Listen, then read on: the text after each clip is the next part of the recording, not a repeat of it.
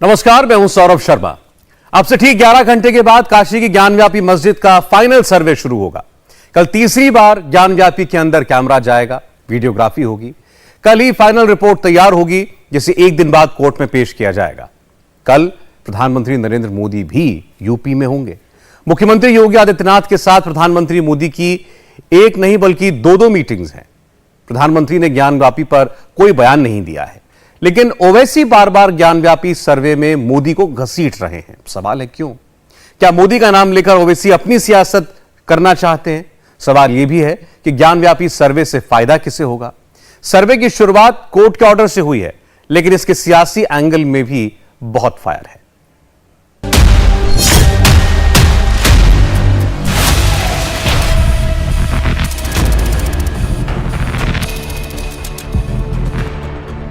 Somnath to Ayodhya and Ayodhya to Kashi, इतिहास को समझकर इतिहास की धारा मोड़ने वाली कहानी ज्ञानवापी तक पहुंच चुकी है। ज्ञानवापी सर्वे का काम 80 से 85% पूरा हो चुका है। कोर्ट का ऑर्डर है, इसलिए बाकी काम भी पूरा होगा। सवाल सर्वे का नहीं है, सवाल इससे आगे का है। करीब 30 साल पहले हिंदुस्तान में एक नारा गूंजा था, गुजरात से लेकर गंगा सागर तक और अमृतसर से लेकर रामेश्वरम तक इसी एक नारे का शोर था, अयोध्या तो झांकी है, काशी मथुरा बाकी है। क्या ज्ञानवापी उसी की एक कड़ी है? इसी से जुड़ा एक सवाल और है। सवाल है, ज्ञानवापी किस लिए? ज्ञानवापी का सियासी एंगल कोई और नहीं, खुद असदुद्दीन ओवैसी बता रहे हैं, जो खुद को हिंदुस्तान में मुसलमानों का सबसे बड़ा रहनुमा बताते हैं और जिनका दावा है कि नरेंद्र मोदी के खिलाफ तकरीर करने में उनके आगे कोई नहीं टिकता। वही ओवैसी हैदराबाद, औरंगाबाद और अब अहमदाबाद तक घूम घूम कर बता रहे हैं कि ज्ञानवापी का सर्वे पॉलिटिकल है और सब कुछ सियासी मकसद से किया जा रहा है। अयोध्या और काशी, बाबरी और ज्ञानवापी का लिंक भी ओवैसी ने जोड़ा है। हमने बाबरी मस्जिद को इन्हीं हथकंडों से खोया था, इन्हीं हथकंडों से और धोखे से हमने खो दिया। हुआ क्या? भारत कमजोर हुआ, रूल ऑफ लॉ कमजोर हुआ। सुप्रीम कोर्ट को वादा किया गया था, उसके बाद बाबरी मस्जिद को शहीद किया गया। तो इसीलिए हम कह रहे हैं कि ये दोबारा हमको तारीख में पलट कर नहीं जाना है। जो कानून है 91 का, उसका लिहाज रखिए और उसी पे चलता रहे।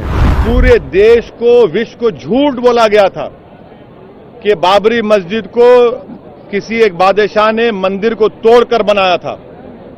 सुप्रीम कोर्ट ने कहा कि झूठ है, ऐसा हुआ ही नहीं। अब आप सर्वे की बात कर रहे हैं। सुप्रीम कोर्ट में भी आने जाने से पहले सब बोलते हैं वो एएसआई का सर्वे हुआ। सुप्रीम कोर्ट ने एएसआई के सर्वे को माना ही नहीं। अगर ओवैसी की बातों को सही माने तो ज्ञानवापी सर्वे का कोई ना कोई पॉलिटिकल गोल भी होना चाहिए। वो गोल क्या है?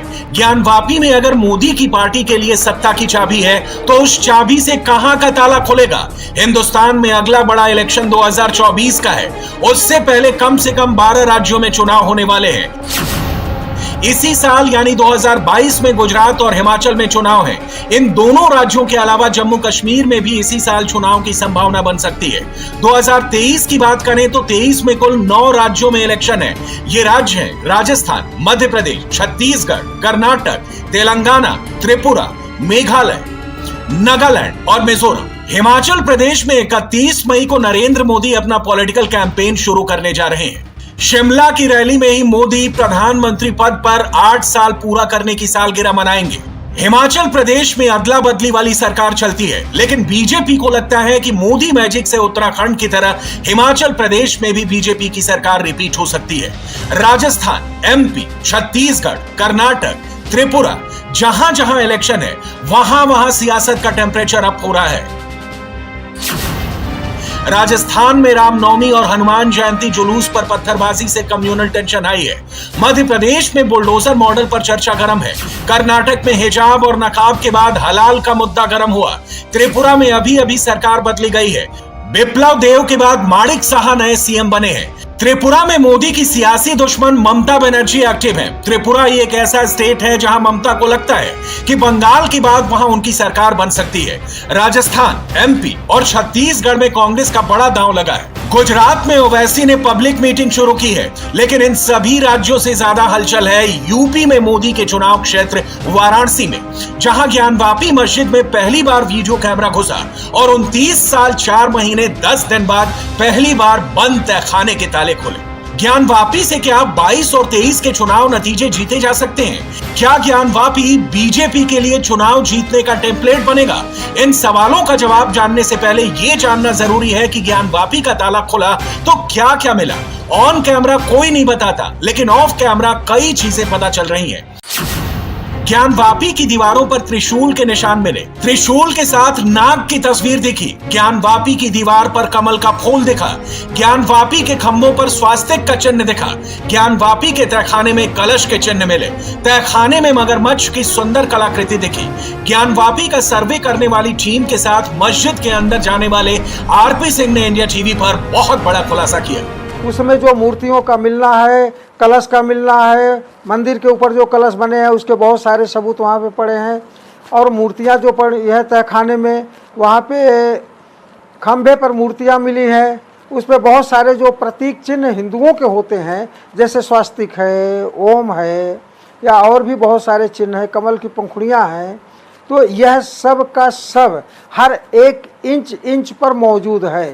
तो अब इसमें कहीं कोई कहने की गुंजाइश हमको नहीं लगता है कि ये बनता है कि यह मस्जिद है। वर्तमान में जो ढांचा पश्चिम साइड में है, यानी जो अभी तक टच नहीं किया गया है, जो ओरिजिनल है, उसमें तो सारे सबूत हमारे दिखते हैं, लेकिन बहुत सारे ऐसे सबूत हैं जो तहखाने में छिपे थे और वह राज लंबे समय से दफन था। कोर्ट के आदेश पर जब तहखाना खोला गया तो वहाँ पे मूर्तियाँ मिली। अब मूर्तियाँ कहाँ मिलेंगी, कहाँ से आएंगी? ये तो मंदिर का ही तहखाना है, मस्जिद के तहखाने में मूर्ति कैसे आ सकती है? तो ये जो चीज़ है, इसका ये कहना कि अब वहाँ वो है, वहाँ जो तहखाने में खंभे हैं उसमें मूर्तियाँ किसने बना दिया? तो वहाँ पे कलश कौन रख दिया? हम तो कर नहीं सकते, तहखाना तो उन्हीं सब लोगों की देख रेख में था। तो आप किस आधार पर कहते हैं कि ये मस्जिद ही है, मंदिर नहीं है? ज्ञानवापी की दीवार पर घंटा और हिंदू मंदिर की कई निशानियां पहले से कैमरे पर मौजूद है, लेकिन मुस्लिम पक्ष इस दावे पर अड़ा है कि सर्वे में कुछ नहीं दिख रहा। जी, कुछ नहीं मिला, कुछ नहीं मिला, कुछ नहीं मिला। हाँ, सर्वे से संतुष्ट हैं, बिल्कुल संतुष्ट हैं।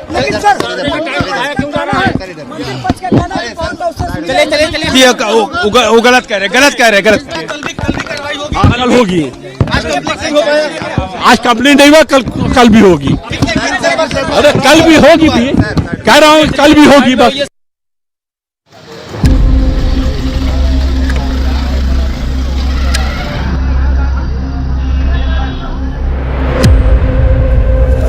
मुस्लिम पक्ष कुछ नहीं मिला रट रहा है, लेकिन काशी में जितनी हलचल है वो साफ साफ बता रही है कि ज्ञानवापी में मंदिर का बहुत बड़ा सबूत मिला है।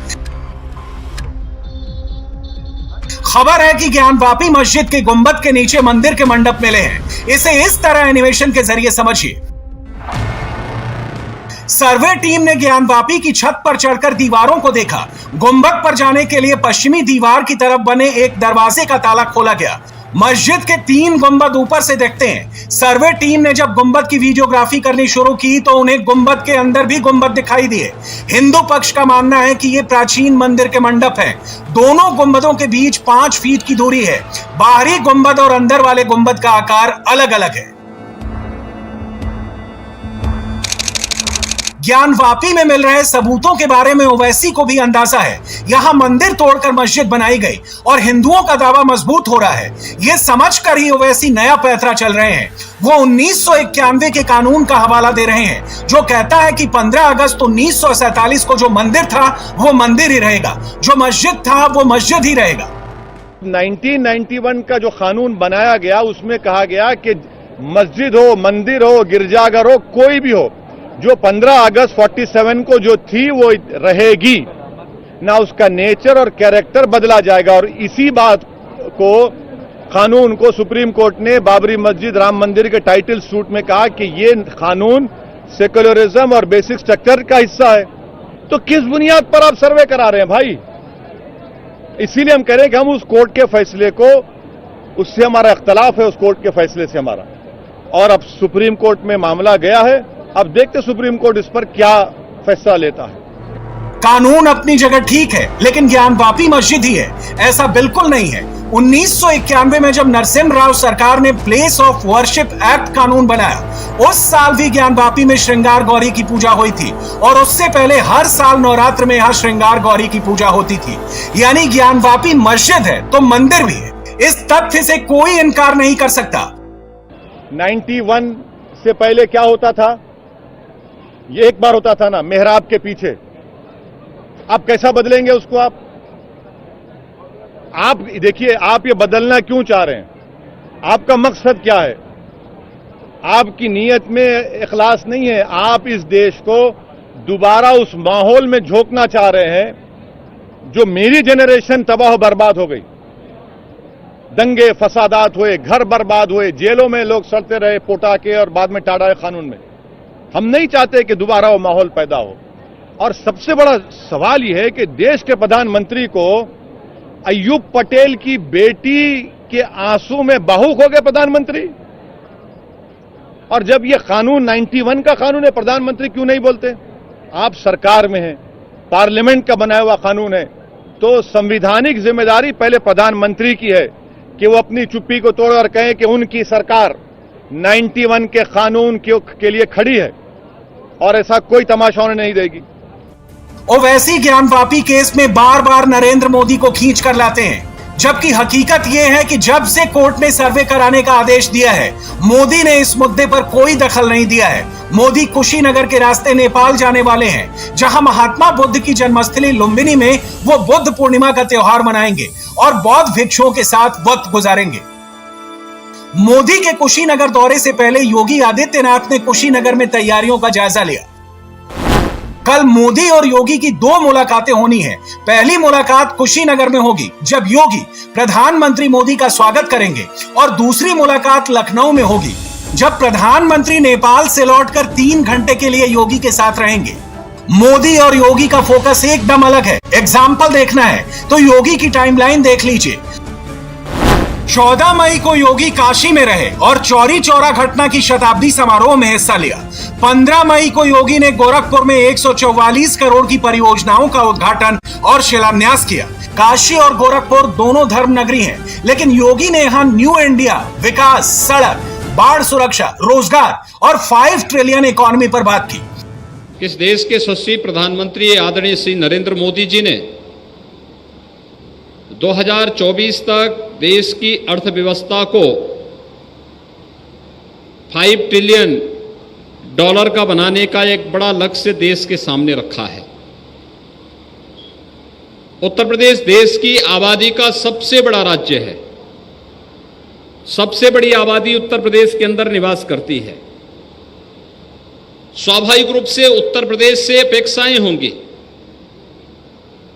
और उत्तर प्रदेश प्रधानमंत्री मोदी जी की अपेक्षाओं के अनुरूप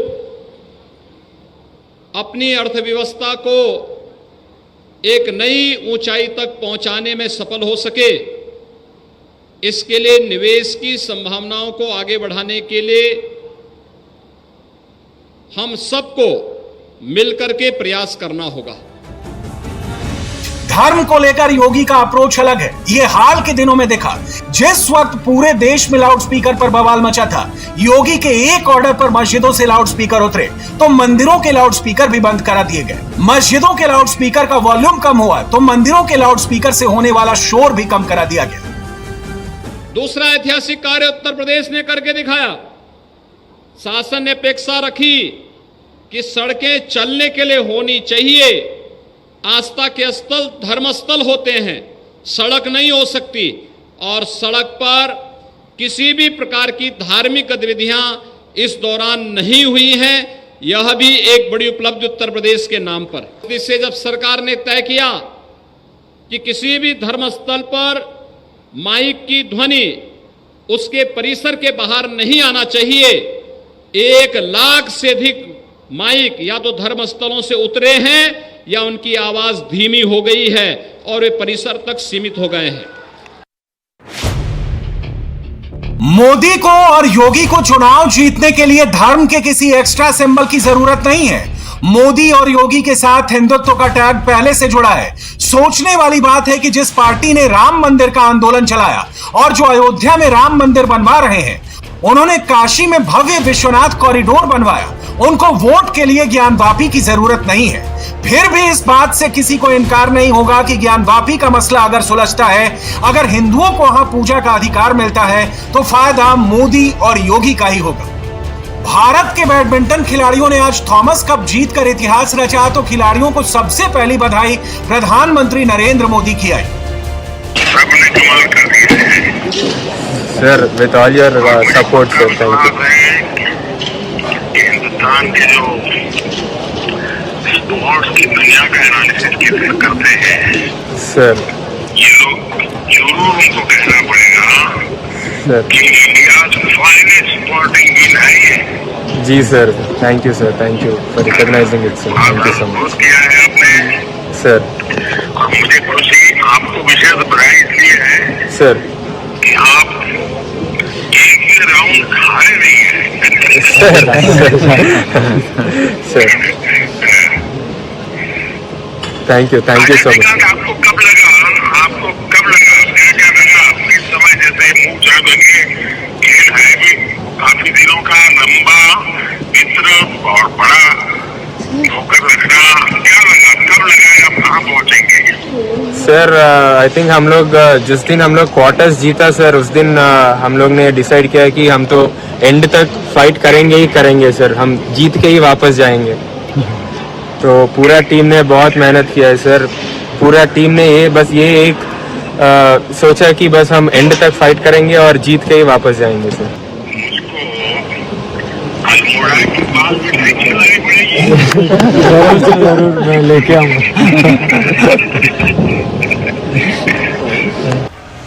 देश में इतना सब कुछ हो रहा है, लेकिन कांग्रेस अभी चिंता नहीं कर रही है। सोनिया गांधी और राहुल गांधी ने उदयपुर में 3 दिनों का नव संकल्प चिंतन शिविर चलाया।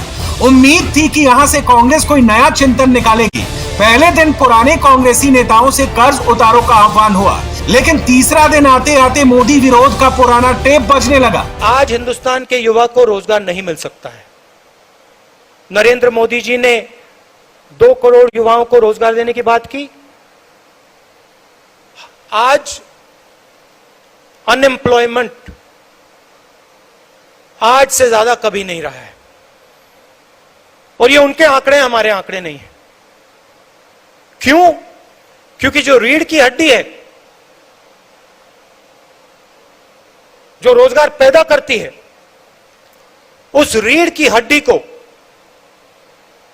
नरेंद्र मोदी जी ने, बीजेपी ने और उनकी विचारधारा ने तोड़ दिया है।